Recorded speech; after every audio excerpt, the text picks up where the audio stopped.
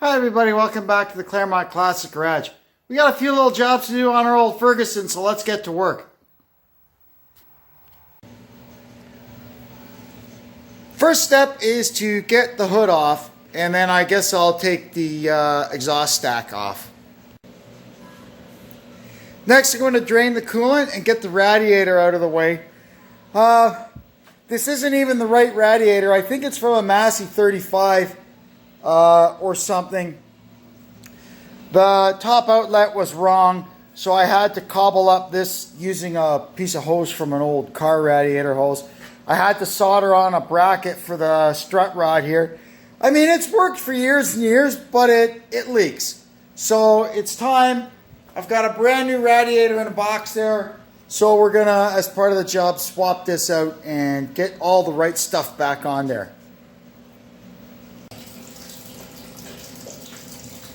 While I wait for the coolant to drain, we'll take the battery and the gas tank off. Now I'm going to clean off everything from this side.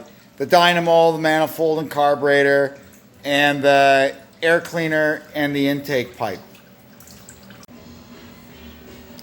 Now we'll work on this side. I'm going to get all the ignition stuff off and the starter. And, well, by that point, it should be pretty well stripped down. Something we have to do now, this is the little intermediate gear that goes between the oil pump and the distributor. And you can see here that it'll follow the helix up the camshaft and come out. We don't want that to come out because it'll louse up our timing. So what I've done, I found this little spring that fits over it, and this old hunk of bracket, and a nut. And we'll just tighten that down, and that'll let us still be able to turn the engine over, but without that gear coming out and mucking up our timing. Now we can jack it up and support it. So we can remove the front axle and the steering parts, and then we can get our engine out of here. So what I do is I jack it up and I just put one single axle stand here under the bell housing. Yes, it's only cast aluminum, but it's pretty thick and it's pretty darn tough. I never broke one yet. First I'm going to take off the wheels.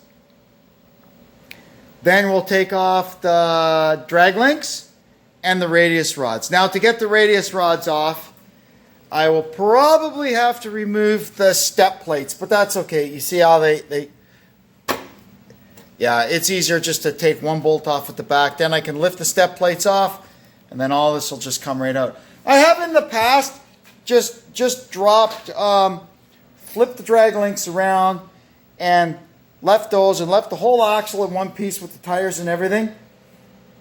And you can kind of roll it around, but it does get unwieldy because the wheels like to flop around. So I think I'll just take it all apart. Honestly, it's easier.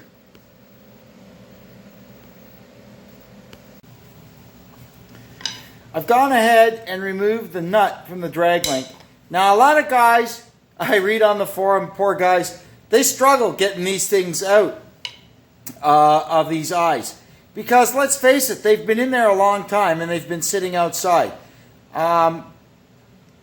And it's kind of wobbly to beat and bang on it, and you don't want to wreck anything. So I'll show you a trick that I came up with. You get one of these pry bars. Well, I didn't come up with it. This is just what I do. You pry up on that, and one smack, and out it comes. Every single time. So that's your tip for today, or one of them anyway. Wow, look at how rusty those radius rod bolts were. And this tractor, since I fixed it up, albeit, 10 or 12 years ago, it has never been left outside. It has always been stored indoors. But look at that, would you? And I know some of you guys really struggle to get these out. And when I start working on some of these old Fords that I've got around here, I'll be struggling to get them out too. But I'll show you all the tricks that I've learned over the years. And I think it'll help you.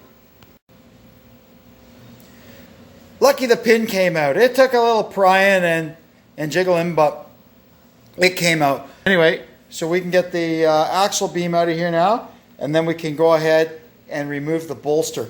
And then we'll get our first look at it and see if we can figure out where the heck all the oil's coming from.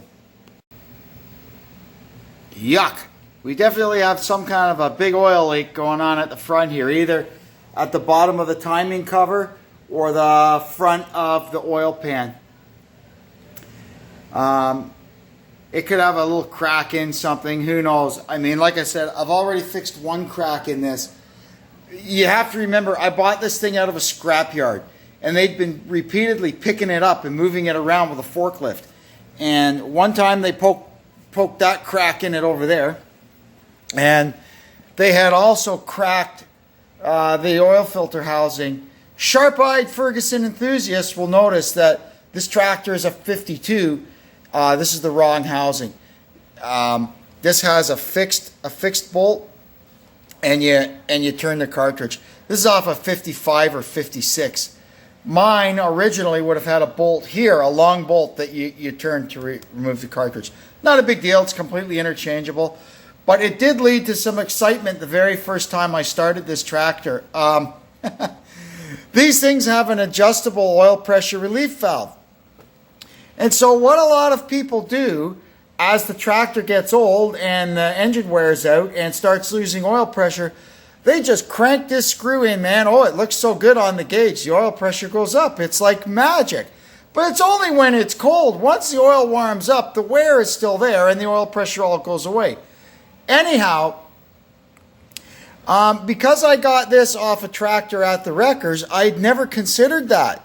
And yeah, somebody over the years had cranked this thing all the way in. And this is a good, healthy engine. Well, when the first time I started it up, the needle on the oil pressure gauge went right up, right past the end of the scale, all the way back around. I thought I was going to blow every gasket out of it. Lucky I shut it off in time and was able to adjust this back down to where it's supposed to be. But yeah, that was kind of funny. Now I can get the oil out. If I can get the plug out, it's pretty slippery. Here we go. This stuff is probably pretty icky. It's been in there a long time. Oh, water came out first. That's nice.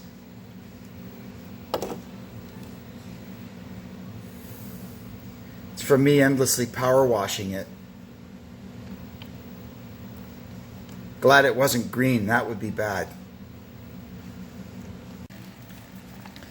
Now we got to take off this. This is the oil screen in here. See what the heck that looks like.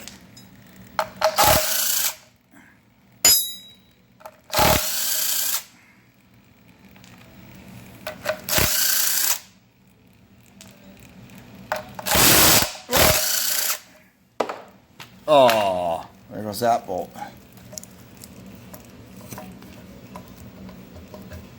Come on. I need 2 hands. I'll be back. So I've got the crane hooked up to it now. All I have to do is take the bolts out around the bell housing. And we can separate the engine from the tractor and get it onto an engine stand. Engine came right off. Everything looks relatively normal inside there. What we're going to do now is get the clutch and the flywheel off so we can get this thing bolted to an engine stand. Got it on the stand and took the valve cover off, and everything looks okay. At first I thought this valve spring was broken, but I do remember it's an odd valve spring because when I first got this thing, that one was broken. And I went over to the local machine shop and we kind of matched up something as close as we could. It's been in there for years, so I guess it's okay. I'm going to flip it over now. We can start getting the oil pan off. Well, let's see what's in here. Hopefully nothing in there but a crankshaft and some connecting rods. It wasn't stuck. Something just fell down, didn't it? Oh, look at all that sludge and goo.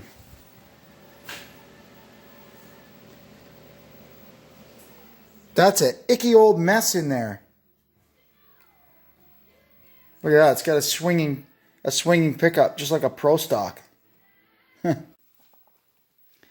Got the timing cover off. You can see here the governor. That seems okay, the weight plate. The timing chain, I think maybe I'll order a new timing chain for it. That's definitely seen better days. I mean, I've seen worse, but you can see how much it does allow the cam to move. So, what the heck, we're in here. We'll put a chain in it. I'm going to go ahead and get all this stuff out of here now and get this plate off. I mean, you can see our leak definitely was not coming from the timing cover, so maybe it's coming from behind this plate. Whatever it is, it's something that fills up while it's running and then drips out once it's turned off. And I don't think it could have been the oil pan because the oil level just isn't that high. So we're going to look at the plate here, or maybe around this front main cap. We'll find it. Now we have to take out the lock plate for the camshaft and these 4 bolts, and hopefully our front plate will come off. Oh, and before I took the timing chain and everything off, I rotated it around till it was at top dead center, firing number 1, and the timing marks on the gears lined up, and we pulled it apart. So she's ready to go back together straight up, firing on number 1. This little bridge could be the problem too. It spans across on top of the number 1 main cap and gives the oil pan something to attach to. And it's got side seals. We're going to pop that out of there and we're going to reseal all of it. When I took the oil pan off, I could hear something go tinkle, tinkle, tinkle down in there. And you can see down in there, right between the camshaft and the block, there's a 5/16 lock washer. I don't know where the heck that came from, but we're definitely going to fish it out. Got it. Perfect. Well, I'm pretty sure I found the problem why this thing was leaking. The number 1 main cap, you can see there, it sticks out proud of the front of the block, which creates a problem because our front plate bolts down over top of it all with just a very thin paper gasket. You can't expect that to seal. So what I'm going to do is I'm going to take this out of here and I'll very carefully just grind it down a bit so it doesn't sit up proud like that. And we should be able to get rid of our leak. Anyway, that ought to do it for now. I'm going to go away now and order some parts and get all this stuff cleaned up and ready to go. So when I come back next, we can, we can start putting this thing back together and get it out the door. Back doing what it needs to be doing. Anyway, until then, thanks for tuning in and we'll catch you next time. This is Kevin checking out from the Claremont Classic Garage. So long.